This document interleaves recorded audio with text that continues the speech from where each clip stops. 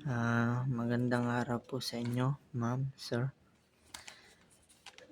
Ako nga pala si Clyde G. Lopez mula sa 2.1 PSHM.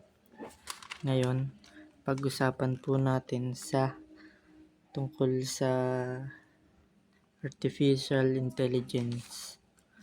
Ang Artificial Intelligence ay ang nakakatulong sa ating pang-araw-araw na buhay, kagaya ng paggamit natin ng cellphone, computer, at iba pang gadget.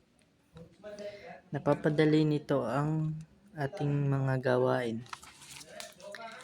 Pero meron din itong masamang dulot sa ating ekonomiya at sa pangtrabaho.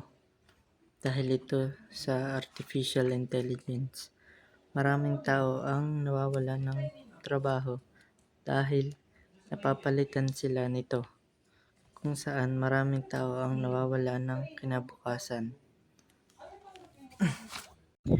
Ang example po ng artificial intelligence ay yung robot, kung saan pwede silang gumalaw ng kusa kahit hindi natin sila utusan, kagaya ng paggawa ng mabibigat na bagay na pwedeng makatulong sa atin.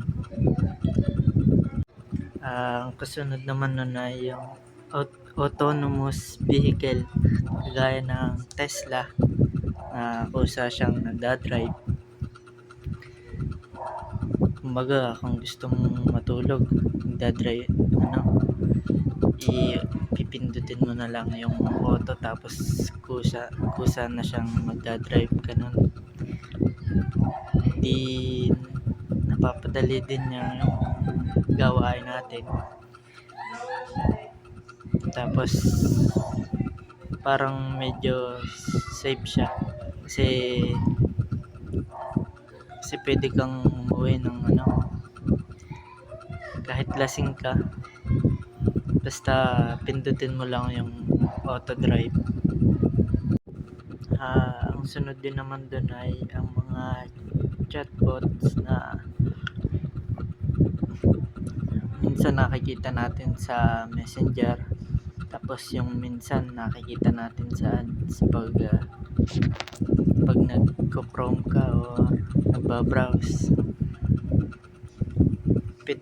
Pwede silang makihalubilo sa tao, pero wala silang feelings, kaya ginawa silang artificial intelligence. Yun lang po masasabi ko. Salamat sa pakikinig po.